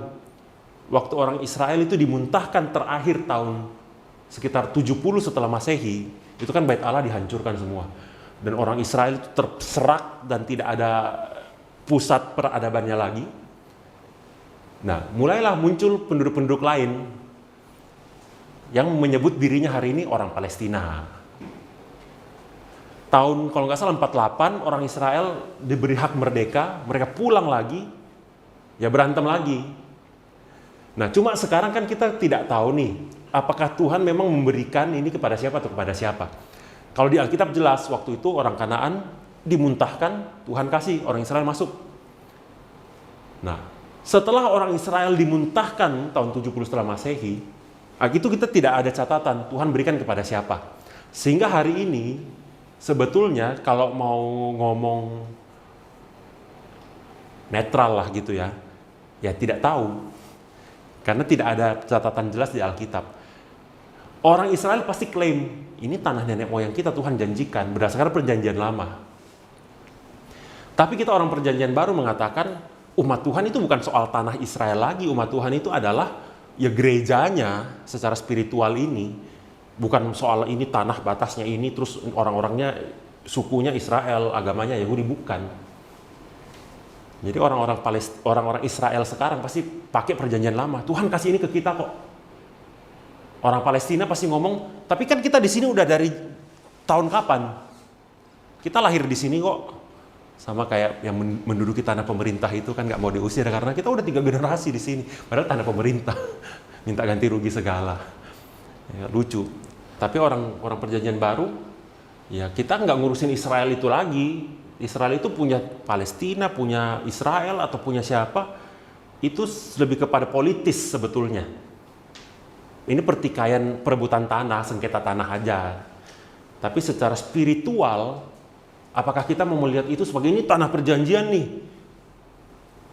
Ya, menurut saya sih tidak perlu. Karena kan Tuhan Yesus sudah jelas ya, gereja itu bukan soal gedung, tanah, atau apa. Tuhan Yesus mengatakan, pertama kali Tuhan Yesus ngomong gereja itu di mana? Waktu Petrus mengatakan, engkau adalah Mesias anak Allah hidup. Tuhan Yesus puji kan? Di atas batu karang inilah kudirikan gerejaku. Di atas pengakuan bahwa Kristus adalah Mesias anak Allah. Jadi gereja bukan soal gedung tanah ini, umat Allah bukan soal Israel, batasnya ini, tanahnya ini, Palestina. Umat Allah soal kita ngaku dia adalah anak Allah. Jadi kalau soal politik, perebutan tanah, ya kalau saya disuruh bela siapa ya saya juga susah karena saya bela Israel, saya juga nggak dapat tiket gratis ke sana. Saya bela Palestina juga nggak dapat komisi kan, jadi saya ya, kecuali dapat komisi saya belain lah salah satu ya. Kalau nggak dapat apa-apa terus ngebelain. Nah, balik ke tadi, kalau Wahyu itu nggak ada kan, kita Yudas itu mana terakhir diakhiri dengan guru palsu, ajaran palsu. Berarti kan ada 2 istilah, guru palsu, ajaran palsu. Kalau seorang guru tidak mengajarkan yang seharusnya diajarkan, anggap aja dia hibernate lah, guru tapi hibernate gitu. Bisa dibilang palsu? Kalau dari perjanjian lama kita melihat definisi nabi palsu itu adalah orang yang mengatakan damai-damai tapi tidak ada kedamaian. Yeremia 8 ayat 11. Mereka mengobati luka putri umatku dengan memandangnya ringan. Katanya damai sejahtera, tapi tidak ada damai sejahtera. Maksudnya, ya ini nabi palsu ya. Mereka itu mengatakan damai, tapi tidak ada damai. Kan nabi itu tugasnya 2 ya. Mengatakan, menegur umat Tuhan ketika mereka berdosa, dan memberikan penghiburan ketika umat itu tertekan atau dalam penindasan. Sama dengan rasul-rasul di dalam perjanjian baru dan guru-guru seperti kita punya saat ini ya, maksudnya gembala gereja dan seterusnya. Kerjanya itu 2, memberi makan dan melindungi dari ajaran sesat. Jadi gembala kalau di padang, domba ini kan dikasih makan. Terus kalau ada binatang buas menyerang kan dia harus menghalau ini kan. Jadi kasih makan dan melindungi dari serigala. Bayangkan kalau ada gembala begini. Dombanya udah kelaparan. Minta makan, udah kurus malah, tapi dia peace when there is no peace. Ini no peace nih, domba-domba gelisah ini mau cari makan, tapi dia tenang ya, semuanya peace, semuanya baik-baik saja. Terus udah ada serigala mau nerkam. Terus dia peace, but there is no peace. Nggak ada peace nih di sini, udah gelisah sebetulnya, tapi dia peace. Terus dia santai. Kalau berdasarkan definisi ini dikatakan itu guru palsu sebetulnya. Berdasarkan definisi ini. Meskipun memang tadi kalau kita perhatikan di dalam Perjanjian Baru, memang ada guru-guru yang seperti Timotius yang dia itu ya orangnya mungkin introvert, agak ragu-ragu, sampai harus dinasehati. Tidak baik waktunya beritakanlah firman. Seolah-olah dia kan hanya memberitakan firman kalau baik waktunya. Kalau nggak baik dia tenang-tenang nih. Ya tentu ada berbagai macam guru, berbagai macam hamba Tuhan. Ada yang introvert, ada yang extrovert, ada yang inisiatifnya tinggi, ada yang rendah. Cuma mengetahui ini guru palsu atau bukan, ya mesti diuji lah dengan isi ajarannya apa, kemudian dari jangka panjang buah pelayanannya seperti apa gitu. Kecuali dia udah jelas nih mengabarkan sesuatu yang lain. Tuhan itu, Allah itu dui tunggal, tidak tritunggal. Nah, ini udah jelas melenceng. Gitu. Jadi melihat guru palsu atau bukan sebetulnya ya bisa dari beberapa sisi sih. Berdasarkan definisi yang tadi, peace but there is no peace. Ya, guru palsu. Tapi balik lagi, nggak bisa langsung serta-merta karena hamba Tuhan sendiri pun bisa banyak macam. Ada yang seperti Paulus yang keliling mengabarkan Injil kayak pendeta Stephen Tong. Tapi apakah semua orang harus seperti Pak Tong? Kan tidak juga. Ada memang yang seperti Timotius, dia menggembala gereja lokal, tidak terlalu terekspos seperti Rasul Paulus, tapi dia punya tugas memberitakan firman. Karena orangnya agak diam-diam, introvert gitu, nggak terlalu banyak. Gini gitu, dinasehatin, janganlah kamu merasa rendah karena kemudaanmu. Karena muda, dia masih muda kan, jadi dia kayak minder-minder gitu, nggak terlalu inisiatif. Ya, Rasul Paulus nasehatin juga sih bahwa inisiatif dong, jangan malu-malu dong. Baik tidak baik keadaannya beritakan firman dong. Tetap didorong. Kontennya sih tidak menyimpang, cuma kurang inisiatif atau apa ya, kita dorong terus. Kan ini gue udah terlepas dari yang ini ya. Kan kita udah dari yang overview Bible, kemudian Old Testament, New Testament. Mungkin ada pertanyaan ini. Jadi kesimpulannya gitu ya. What is the purpose of human existence from God's perspective? Gitu. Karena kalau gue lihat kan yang kita sering mungkin dengar dari khotbah bahwa kita diciptakan untuk memuliakan Tuhan, kemudian kita mencintai Tuhan, semua kan kayak kita fokusnya kepada Tuhan. Tapi kalau gue melihat setelah ada overview ini kan dari awal sampai akhir itu seperti ada dua force yang seolah-olah itu memperebutkan manusia gitu, Tuhan dan setan gitu ya.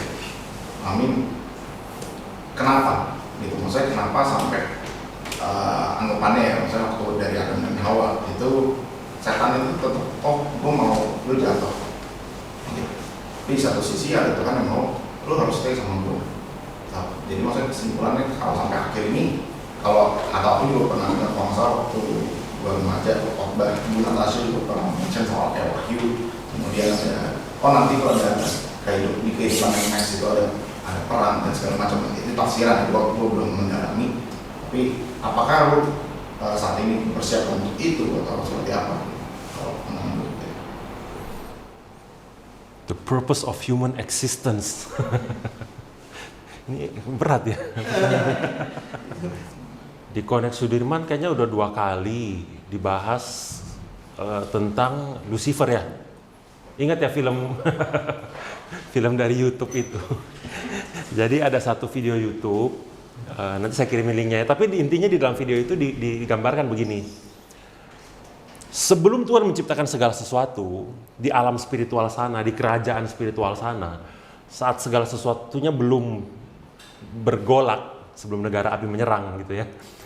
Kan semua malaikat ini hidup ya in harmony, maksudnya melayani Tuhan. Sampai tiba-tiba malaikat yang tertinggi ini namanya, kalau kita kenal sekarang kan disebut Lucifer gitu kan. Meskipun kita nggak tahu nama asli dia apakah benar Lucifer apa enggak, tapi kita sebut dia Lucifer. Dia muncul satu pride. Gua pengen nih kayak Tuhan. Gua juga hebat kok. Gua juga indah kok. Kemuliaan gua nggak kalah dengan kemuliaan Tuhan. Dan dia mau naik ke tahta Tuhan kan. Dan Tuhan tahu, dan Tuhan usir dia. Dan dia bawa 30% pengikut surga kan, sepertiga. Di Wahyu kan dikatakan dia membawa jatuh sepertiga bintang-bintang. Nah, ini kok ini sih? Itu. Si Lucifer itu sombong, pride. The first sin itu kan kita tahulah, kita sering dengar ya, the first sin is pride. Dan Tuhan nggak suka dengan yang namanya pride. Karena pride itu menghancurkan segala sesuatu. Kapan kita punya kesombongan, kita nggak akan lihat salah kita selalu lihat salahnya orang, kita selalu lihat kita lebih baik dari orang. Dan itu yang terjadi sama Lucifer. Dia nggak bisa lihat salahnya dia cuma tahu gua layak mendapatkan tahta yang tertinggi, sama kayak Tuhan. Dia nggak mau, dia sebenarnya nggak ngincer di atasnya Tuhan, dia mau ngincer sama dengan Tuhan. To be like God. Sebenarnya kan nggak salah, kita juga sering ngomong gitu ya, kita ingin serupa Tuhan, seperti Tuhan.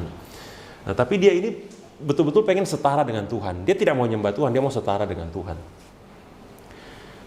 Dan Tuhan di dalam skenario ini ada malaikat sombong. Apa yang Tuhan lakukan kira-kira?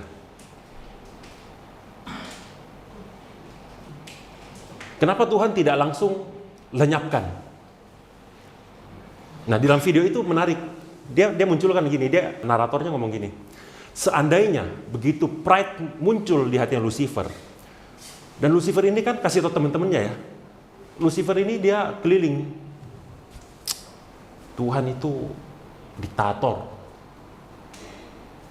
Kalau saya jadi Tuhan ya, sistemnya beda. Gini. Pergi lagi malaikat lain. Aduh, kamu bagus sekali ya. Kemuliaanmu, musikmu. Kalau saya jadi Tuhan ya, kamu tak angkat jadi jenderal bintang begini. Berpolitik, dia keliling. Dan dia berhasil mempengaruhi 30% dari penduduk surga kan. Dan waktu dia memberontak sama Tuhan, Tuhan tidak langsung binasakan. Seandainya Tuhan langsung binasakan, kata narator itu, kan justru muncul kecurigaan. Maksudnya gini, malaikat lain bisa aja, iya ya, kok Tuhan diktator ya? Tuhan tidak langsung hukum, Tuhan biarkan. Tuhan mau buktikan apa? Biar waktu yang menjawab. Apakah Lucifer ini benar atau salah? Cara buktikannya gimana? Tuhan ciptakan manusia. Tuhan ciptakan manusia. Dan Tuhan ciptakan manusia ini berdasarkan gambar rupanya. Mulia sekali dong. Tapi dari debu tanah. Supaya apa? Supaya manusia ini tidak bisa sombong kayak Lucifer. Supaya manusia ini kalaupun dia berdosa di dalam kesementaraan, tapi secara kekekalan masih bisa diselamatkan. Nah, Tuhan rancang nih manusia. Untuk apa? Kalau mau ngomong kasarnya ya, untuk membuktikan kepada seluruh alam semesta bahwa Lucifer ini salah. Yang benar ya Tuhan. Lucifer ini memang dia yang jahat. Dan dia ciptakan manusia yang bisa dikelabuin oleh Lucifer, tapi bisa diselamatkan oleh Tuhan. Dan Tuhan Yesus sendiri menunjukkan yang kebalikan dengan Lucifer. Lucifer kan mau naik ke tahta Tuhan. Tuhan dari tahtanya turun ke bawah. Kebalikannya, total opposite. Setan mau naik, Tuhan malah turun. Jadi seperti manusia. Dan Lucifer mau hancurkan semua. Nah, cuman, ya itu tadi, semua kan belum terungkap. Karena waktunya belum. Pada waktunya nanti akan kelihatan, memang Lucifer ini brengsek banget.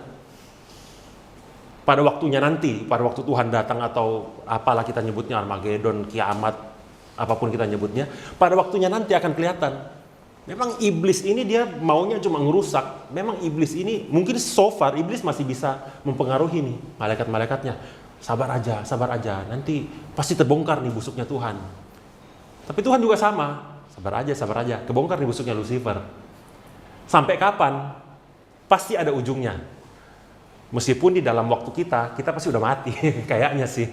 Karena waktu Tuhan kan unlimited, waktu kita yang terbatas. Cuman pada waktunya nanti akan kelihatan nih, yang mana yang beneran jahat gitu loh. Menurut apa yang kita pernah diskusikan di dalam Connect Sudirman ya, waktu itu namanya Connect Sudirman, itu. Jadi apa human purpose? Ya kita ini dalam tanda kutip arena pembuktian, arena pertempuran. Siapa yang akan menang? Tuhan atau iblis? Apakah muslihatnya iblis ini yang akan menang atau cinta kasihnya Tuhan, kesabarannya Tuhan, kebaikannya Tuhan? Kita ini arena pembuktian. Gitu. Penyembah Tuhan dengan penyembah setan, yang mana yang akan itu nanti kelihatan buahnya? Kan Tuhan bilang, lalang gandum. Apakah lalang ini mau dicabut? Jangan, biarin aja tumbuh. Pada waktu panen kelihatan buahnya. Kira-kira begitu. Dan maksudnya, apakah bisa kita simpulkan kalau salah satu tujuan manusia berjalan untuk mengakui bahwa Tuhan itu Tuhan? Ya salah satu. Itu kan isu pemberhalaan. Kalau isu pemberhalaan semalam kan hari Kamis kemarin ya, itu kan udah panjang lebar. Ya, kalau saya ulang di sini nanti ngantuk. Tapi itu isu pemberhalaan ya. To worship one true God. Itu kan human purpose. Mengakui Tuhan itu Tuhan. Oke lah, jadi bahan untuk berikut-berikutnya kita kalau ada ini yang lanjut hari Sabtu nih bisa dibuat kelas-kelasnya untuk yang untuk ini.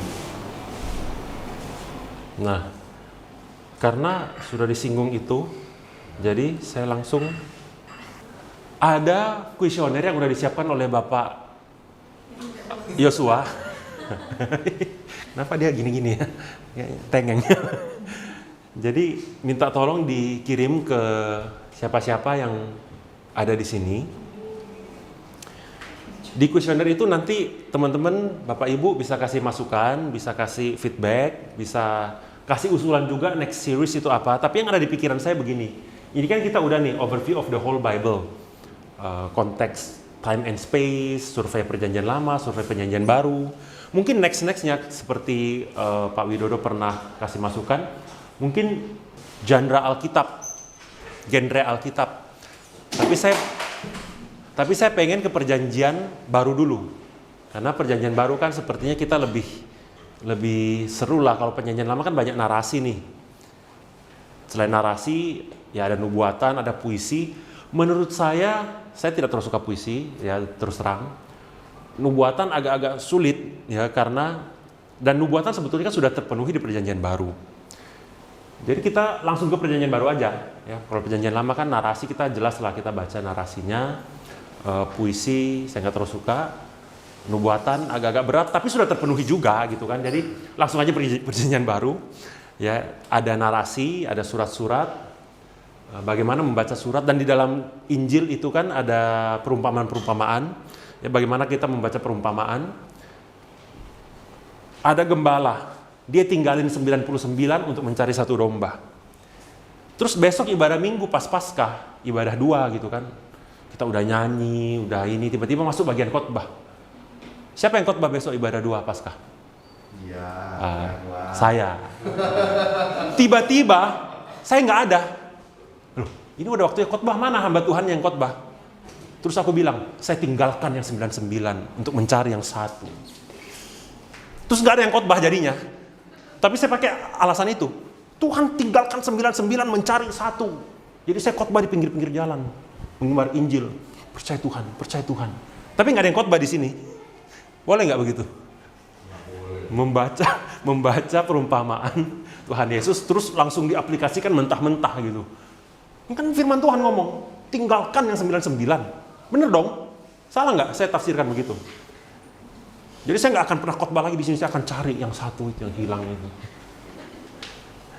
Meskipun kemarin kapan hari lah, minggu yang lalu Pak Bri mengatakan dia ada janji dengan seseorang, tapi ada orang lain yang dia tahu ini agnostik dan dia pengen ngobrol. Dia mengatakan saya harus memilih, tapi saya memilih satu yang hilang ini.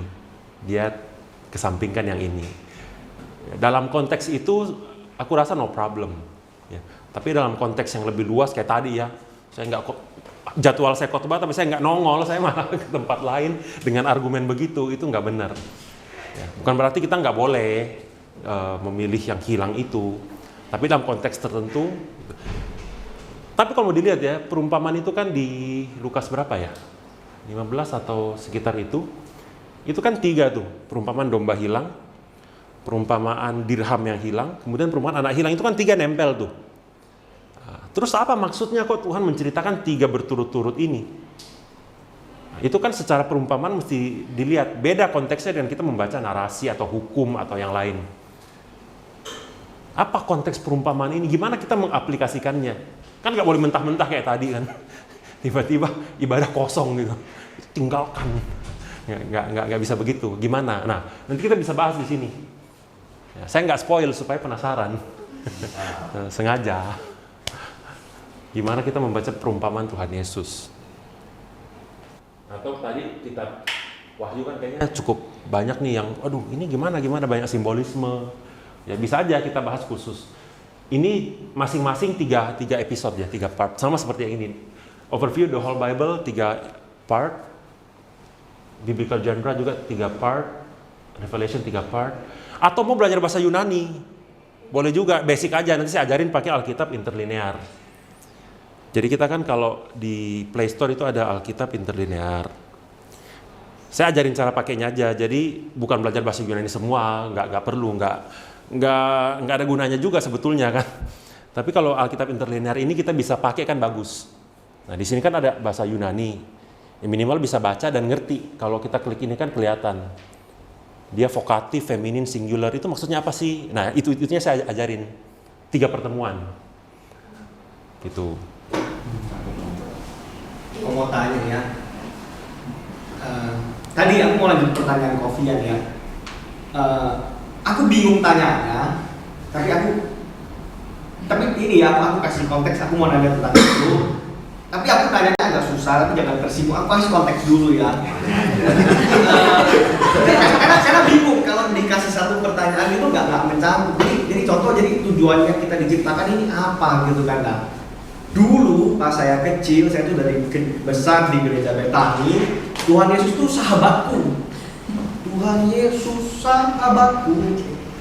Terus dia mati untuk kami. Jadi untuk saya, sungguh untuk saya, dan saya bersyukur. Tetap saya bersyukur. Lalu SMP, saya mulai baca Alkitab sendiri, dan saya dari situ saya melihat enggak, dia tuh Tuhan. Tapi Tuhannya tuh dia Tuhan yang di sisi saya melawan setan. Jadi kalau saya punya godaan, Tuhan tolong. Terus misalnya dulu pas saya mikir jorok, potong tangan kanan, Tuhan potong aja udah. Supaya kita menang lawan si setan ini. Nah terus saya besar lagi, saya kuliah, itu saya mulai makin baca, saya mulai kenal dengan reform. Sebenarnya nggak directly reform, tapi semakin dibaca, jadi Tuhan yang tadinya dan bersama saya melawan setan, dia tuh Tuhannya setan juga sebenarnya. Jadi dari awal, kayak minggu lalu tanya, salvation itu plan A. Dari awal dia tahu jatuh, dia tuh Tuhan banget. Nah, tapi dengan begitu kan kasihnya semakin kecil, di mana dia udah tahu dari awal. Nah, tadi dengan jawaban Koko gitu kan intinya kan gini. Jadi tujuan kita diciptakan ini apa? Tujuan kita diciptakan itu adalah ladang pembuktian Tuhan. Rasanya ini jangan kesinggungnya. Rasanya kurang pas. Atau mungkin, tapi kan seperti cerita saya, itu experience Tuhan tuh tidak akan ada habisnya. Terlalu luas sebenarnya. Nah, tapi kalau cuma di-cut sebagai kita untuk memuliakan Tuhan, atau dia mati untuk saya, atau ini kita nih lagi pencobaan Tuhan aja supaya dia buktikan kepada setan. Nah, itu kan kayaknya enggak. Nah, jadi pertanyaannya adalah Apa Maybe itu? there is more. What is that gitu kan? Maybe mungkin lebih dari itu loh kok. Nah, pendapat kok gimana? Ya, terserah aja. Maksudnya kan memang tiap orang itu kan bisa melihatnya beda-beda. Tiap orang mengalami Tuhan itu dari Tuhan yang paling mengasihi sampai Tuhan yang paling adil. Saya taruh dulu ya.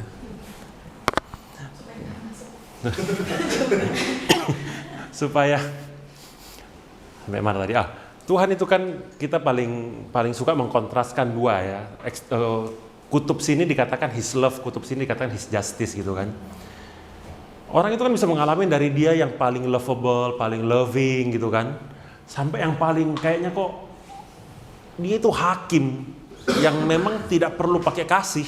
Kita buktikan aja. Dan semua bukti kita akan investigasi, kita akan kumpulkan melalui ya penciptaan alam semesta dan semua yang setan kerjakan ini, semua akan jadi bukti di akhir zaman nanti.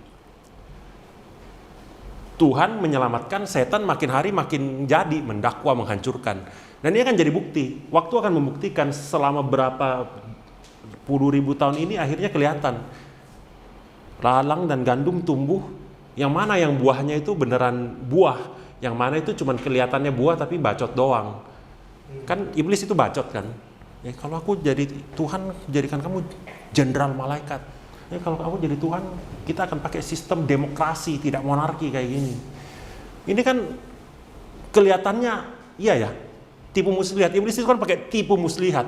Seperti lalang kelihatan mirip gandum. Tapi siapa yang benar-benar bisa tahu ini lalang, ini gandum? Ya nanti. Jadi His love, His justice memang kelihatannya ini dua spektrum yang ujung ke ujung. Tadi yang aku ceritakan ini ladang pembuktian, memang kelihatannya kesini banget, sehingga kayaknya kok love-nya makin nggak kelihatan. Padahal kita dari mula-mula mungkin mengalami Tuhan secara personal itu, He is a loving Father, gitu kan. Waktu kita mendengar yang ini kayaknya kok nggak pas banget gitu, tapi ya oke aja sih, maksudnya inilah spektrumnya, inilah realitanya. Dan kita bisa ngalamin itu beda-beda, kita bisa ngerti itu di dalam tahap kehidupan yang berbeda-beda juga. Aku rasa pertanyaannya Hervian tadi itu sesuatu yang setiap orang punya pengalaman, dia jawab. Karena apa? Kalau dibatasi, Tuhan berarti terbatas. Maksudnya? Jadi sebetulnya memang unlimited. Kenapa? Lah, Tuhan itu mau turun, kita itu dijadikan anak. Dengan kita misalnya menjadi anak loh. Bukan hamba apa, anak nih. Ini anak nih. Ya kan? Jadi untuk menikmati ciptaan Tuhan. Untuk kalau kita bisa menikmati ciptaan Tuhan, pasti Anda akan bilang, wah Tuhan luar biasa. Artinya apa? Kita makin mengenal kan? Wih, luar biasa nih. Maksudnya? Dan semua sesuatu itu bisa nggak bisa dirumuskan seperti begitu. Kenapa? Ya karena Tuhan kita itu apapun bisa. Maksudnya? Karena Tuhan itu apapun bisa, jadi bagaimana kita berpengalaman dengan Tuhan itu beda. Tiap orang bisa beda. Loh, Tuhan itu ngomongin cuma satu, kasihlah aku dengan seluruh pikiran, kekuatan, pikiran siapa? Kita kan, kekuatan kita kan, semuanya dari kita kan. Nanti orang kan bagaimana? Beda-beda. Nah, itu menimbulkan suatu experience yang luar biasa kan. Nah, disitulah dinamika dunia. Nah, Om, tapi kalau jawaban Om itu berarti kan yang love. Tapi problemnya juga Dia justice. bukan dia justice, problemnya juga dengan kita ketika kita bilang Tuhan itu kasih, seperti yang Om ceritakan, seperti di mana saya battle itu, kekurangannya adalah berarti Tuhan itu suka-suka kitanya. Maksudnya? Jadi kalau si A merasakan Tuhannya itu ayah, maka Tuhan sebenarnya itu tujuannya adalah Allah. Jika si B merasa Tuhan itu adalah kawan sekerja, maka Tuhan itu adalah sebenarnya pengen kita bekerja. Tapi kan sebenarnya harusnya kan dia kan tetap, contoh misalnya ibu saya, bagi saya dia ibu saya, bagi Ko Edward dia pendatang di Bible class ini. Tapi kan sebenarnya kan itu kan dari sisi luar, tapi kan dari sisi dalamnya, dari sisi inner core-nya dia adalah Ninik gitu misalnya. Jadi no matter what other people say, ya bukan gitu. Ya. Bagaimanapun kita melihat Pribadinya. Tuhan. Nah, sebenarnya Tuhan itu kan adalah Pribadi. si Tuhan ini. Nah, jadi jawaban itu Tuhan ini yang kayak gimana dan buat apa? Jadi tanpa orang, jadi jangan lihat luarnya, tapi dia inner core-nya. Makanya yang cocok tuh IM tuh. Tapi kan Supaya lebih experience mengenal yang itu kita- tadi. Kemarin experience kita nggak boleh stop di satu Tuhan yang kita kenal. Yang ini apa perintah kedua? Perintah kedua betul. 200 sebutan Tuhan. Kayak mungkin aku tuh kebaliknya kamu. Aku dulu kecil reform. Makanya agak sulit sekarang aku ngomong mengenal Tuhan yang sebagai Father yang compassionate, aku susah. Nah, Tapi iya. tujuannya itu nggak berhenti di aku kenal Tuhan yang sebagai hakim, sebagai raja. Tujuannya kan untuk mengexperience sebanyak mungkin Tuhan dengan nama-namanya itu di hidup kita sekarang. Oke, nah ketika itu semua dibungkus, ada orang tidak kenal Tuhan, ada orang tanya, jadi tujuan saya diciptakan apa? Jawabannya apa? Tergantung experience saya. Supaya orang Witness itu kan mengenal Tuhan. bukan. Jadi kalau tujuannya, kenapa saya diciptakan? Supaya kamu kenal Tuhan. Karena apa? Luar biasa itu. Nah, kamu udah kenal belum? Lu kenal ya? Tapi kan kita witness, kita nggak perlu belain Tuhan. Loh. Kita cuma Nggak, sharing, menceritakan ya. apa yang kita witness. Emang kalau ngomongin Tuhan nggak bisa dibatasin. Lu boleh kenal si A, si B, si A, si B, si C, semua butuh Tuhan. Lu kenal Tuhan ya? Sekarang kan ngomong Tuhan kita mesti lihat dua sisi. Apakah Tuhan yang kita omongkan itu adalah Tuhan yang kita bikin, Tuhan yang memang ini Tuhan, atau Tuhan yang dia yang menyatakan diri. Kalau Tuhan yang menyatakan diri kan di Alkitab ada. Kita hanya bisa kenal Tuhan melalui Alkitab kan. Maksudnya kalau ditanya Tuhan seperti apa? Ya bacalah seluruh Alkitab, dan aku udah sering mention kan di Connect, ada 200 nama Tuhan di Alkitab. Yehovah Jireh, Allah yang menyediakan, Allah sang pembalas, Allah api menghanguskan, ya kan? Tuhan menyebut dirinya loh, api yang menghanguskan. Perjanjian lama dan baru ada dua-duanya. Jadi Allah itu kan, yaitu tadi 200 namanya, 200 macem, dan ini yang dia nyatakan. Kita nggak bisa kunci di 200 ini aja, pasti ada di luar ini, tapi yang di Alkitab kita, nama-nama yang bisa kita temukan, yang tertulis itu 200 ini. Dan jadi kalau ditanya Tuhan yang mana? Ya yang 200 ini. Ya alamilah satu-satu. Sampai mati pasti nggak habis. Ya. Tapi bagus Om, mungkin itu jawaban. Mungkin ya, kalau di summary, iya ya. Untuk mengenal Tuhan. Alami dia gitu loh. Iya. Dia mengenal tuh, tahu kan? Mengenal tuh kenal ya. Kenal. Tapi mungkin esensinya mengenal, terus kalau misalnya ngomong ke orang ya ditanya gitu, yang untuk mengenal Tuhan dan sampai sekarang pun aku mengenal Tuhan seluruhnya dan hopeful untuk mengenal lebih banyak lagi. Tapi so far apa yang aku kenal ABCDE, Tuhan yang seperti ini. Tapi aku masih hopeful aku bisa kenal Tuhan lebih dalam lagi, Tuhan yang ada di ini. Tapi ya esensinya one-linernya mengenal Tuhan. Iya. Cukup? Sudah? Aku mau Masih ada? Boleh? Apa-apa? Enggak, dulu kayak momennya tepat gitu menurut aku, karena tadi kan kamu ngejawab pertanyaan yang benar sekali, masih nyambung sama yang kemarin. Enggak. Kan katanya awal mulanya itu Lucifer adalah malaikat, terus praktek tinggi kan. Akhirnya dia sama Tuhan dibuang, terus dia nyiptain manusia, dan kita ibarat kayak diciptain buat menjadi suatu pembuktian gitu kan. Dan itu ditentukan setelah kiamat nanti. Nah, apakah itu bisa menjamin kalau malaikat lain setelah kiamat nih nggak bakalan ngalamin peristiwa yang sama Lucifer di mana Tuhan akhirnya ngebuang lagi kan? Kalau kayak gitu akhirnya jadi stuck on an endless loop gitu. Jadi apa yang bikin beda sejak adanya ciptaan manusia? Tuh, kan gini, Tuhan sudah bilang, iblis itu tidak bisa mengalahkan kamu karena kamu punyanya Tuhan. Artinya apa? Don't battle with iblis if you are with me. Kan gitu. Jadi bagi kita seolah heboh, ini setan dulu ini. Bagi kita, lu tenang aja deh, gitu loh. Iya kan? Kalau begitu kamu merasa wah, berarti kamu udah rasa takut. Dan Tuhan yang selalu ngomong di Alkitab, do not fear. Itu nothing, betul. Maksudnya, Kalau gitu gimana?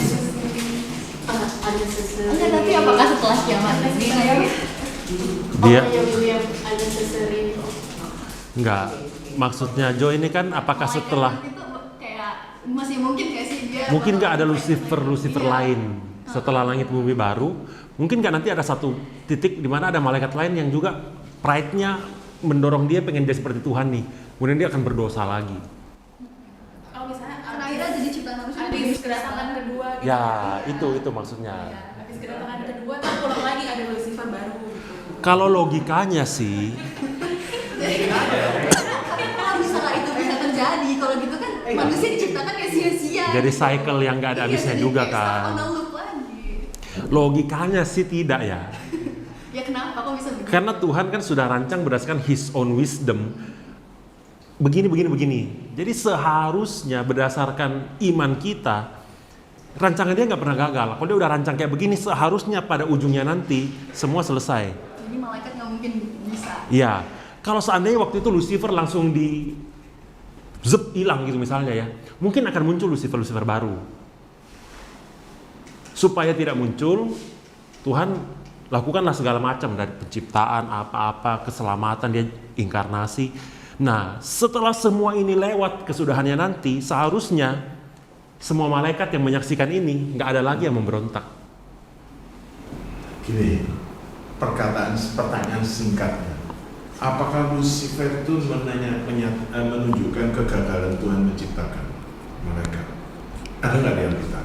Kalau nggak ada berarti itu rahasia Tuhan. Ya kan? Ini jangan kata lain kan gitu. Sebenarnya Lucifer ini karena ciptaannya gagal atau gimana? Ya kan? Lucifer sendiri. Enggak. Pertanyaan yang mempertanyakan ini tadi, kenapa kok gini Tuhan? Itu kan sebenarnya satu. Tuhan gagal menciptakan malaikat atau gimana? Kok sampai ada yang balelo gitu? Ya kan? Ini kata yang lebih to the point gitu. Jangan sungkan, karena ini kan ganjel gitu kan. Nah, kalau itu ya, apakah dikatakan pada sesuatu yang menyatakan ini? Kalau tidak, itu berarti rahasia Tuhan. Oh gini sih, jadi kan manusia ngelakuin kayak dosa itu kan karena setan, bisa dibilang kayak gitu kan. Nah tapi kenapa setan ini bisa berdosa in the first place gitu? Itu dari mana? Loh, enggak. Yang berdosa itu manusia, bukan setan. Oh oke, berarti bukan berdosa tapi bisa Karena ada yang mengambil tindakan itu adalah Adam. Ya, nah, yang mengambil tindakan keputusan siapa? Adam. Dia kan cuma bisik-bisik. Ya, tapi kan berarti iblisnya jahat kan? Nah itu Loh, jahat ya, itu urusan dari lain, mana? kalau dia jahat itu urusan lain. Jadi kenapa Lucifer ini bisa berdosa? Apakah Tuhan menciptakan Lucifer ini ada factory defect?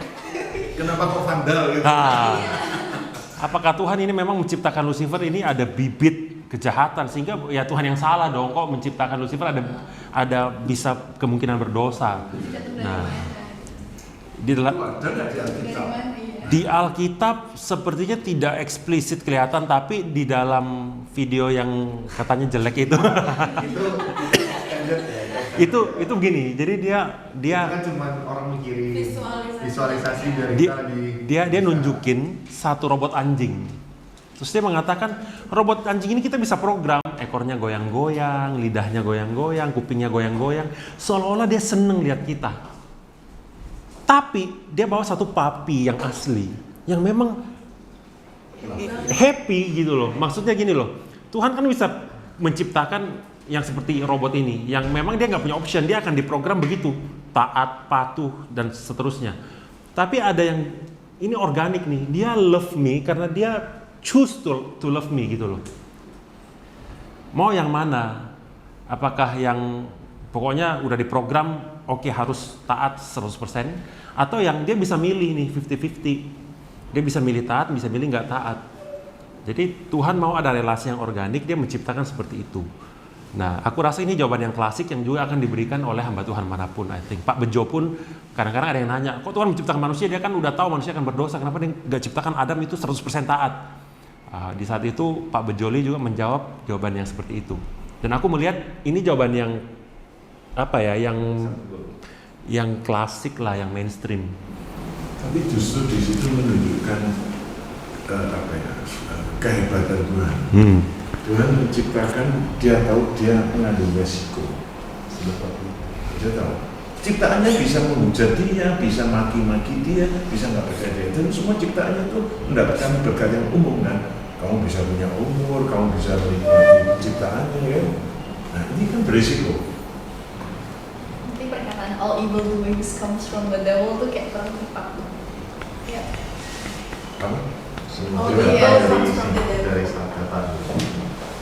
Decisionnya tapi bedakan antara bisik-bisik dan decision. Karena itu dari kejadian yang pertama kan ada yang bisik-bisik tapi ada yang decision. Nah, kalau tukang bisiknya banyak. All the apa? Evil doings. comes Evil from the doings. devil. Karena itu hanya berlaku buat manusia, tapi untuk kayak the devil itself, awalnya dari mana itu masih Iya. belum. Itu dari keputusan dia sendiri sih. Keputusan dia Emang Tuhan sendiri. yang membiarkan itu terjadi. Emang Tuhan menciptakan dia punya free will dan dia menggunakan free will itu secara tidak benar. Meskipun Tuhan dari awal tahu ya. Cuman ya gimana ya ngomongnya ya. Nanti ketemu Tuhan lah baru. Iya kan? Kita mikir sekarang sampai mampus juga nggak ketemu jawabannya. Di situ tutupnya di situ udah.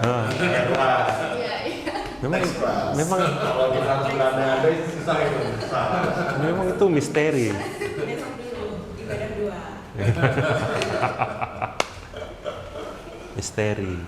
Banyak misteri. Oke lah, udah jam 12 kita. Oke, kita perlu cari makan, terus kita perlu dekor di atas. Nanti saya bantuin, tenang. Bantuin, kayak pang tali. Bantuin dia. Gitu. Kalau tentang yang musik berarti mungkin mau baca tiket ada di bilangan Yesaya 14 Hmm. ya mau tolong baca. Yesaya 14, ya di Yeremia 28 juga ada. Yesaya 14 ayat Mulai 12 Yesaya 14 ayat 12. itu merefer ke musik ya.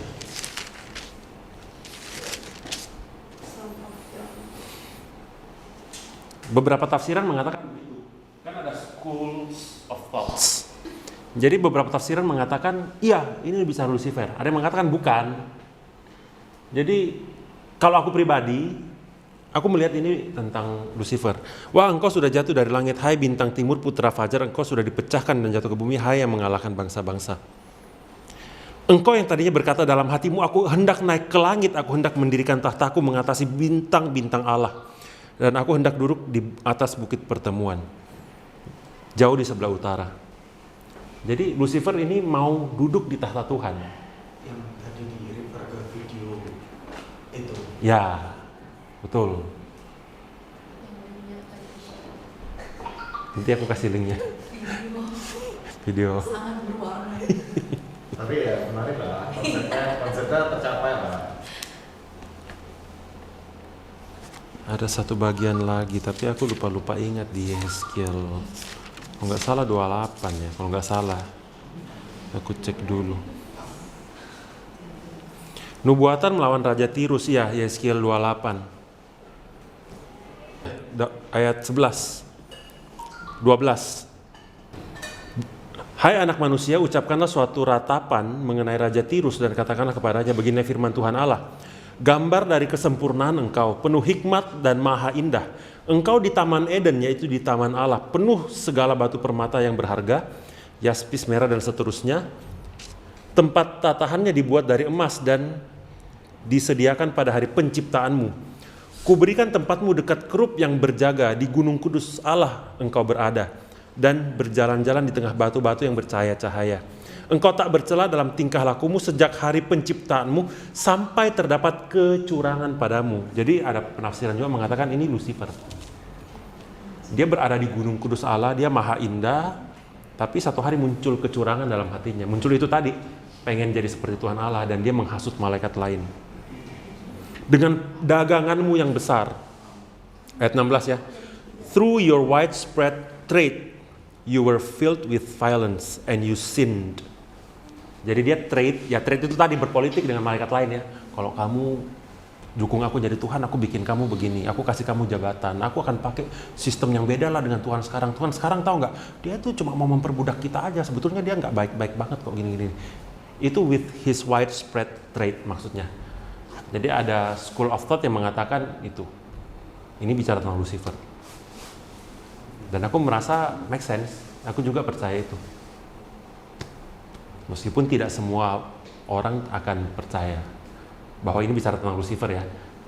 Oh, ini kan tulisannya Raja Tirus. Tapi kalau kita bicara tentang Raja Tirus, coba buka Daniel ya. Daniel 10.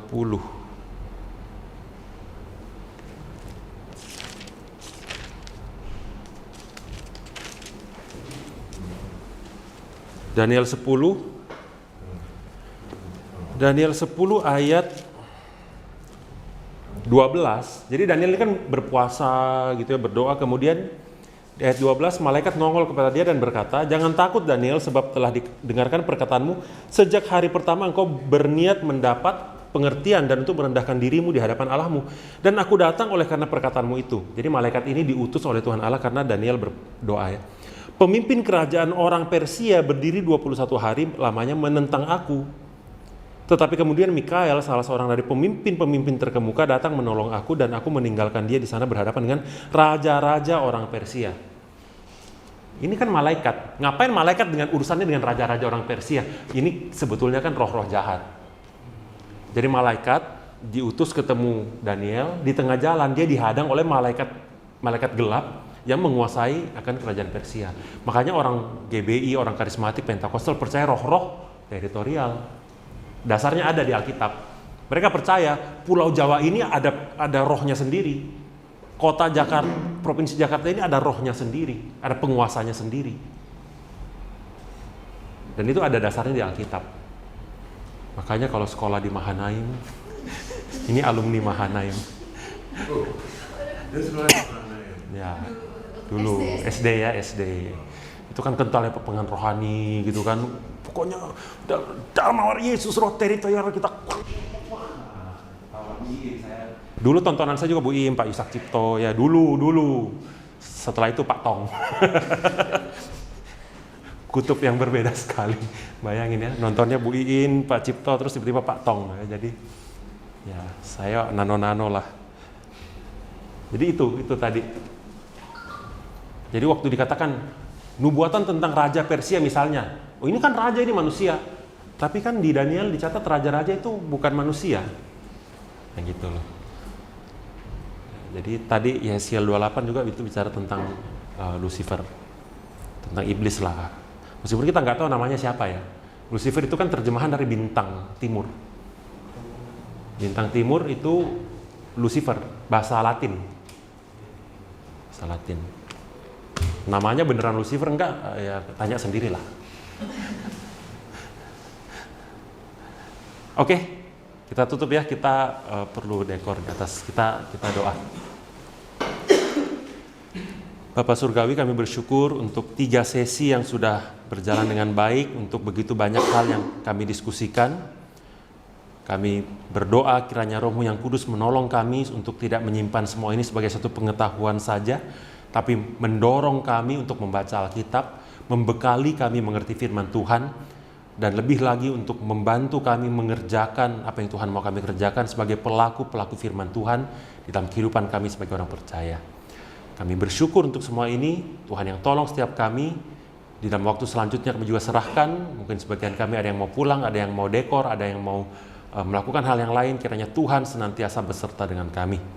Inilah doa kami demi Kristus Yesus Tuhan kami. Kami berdoa, kami mengucap syukur. Amin.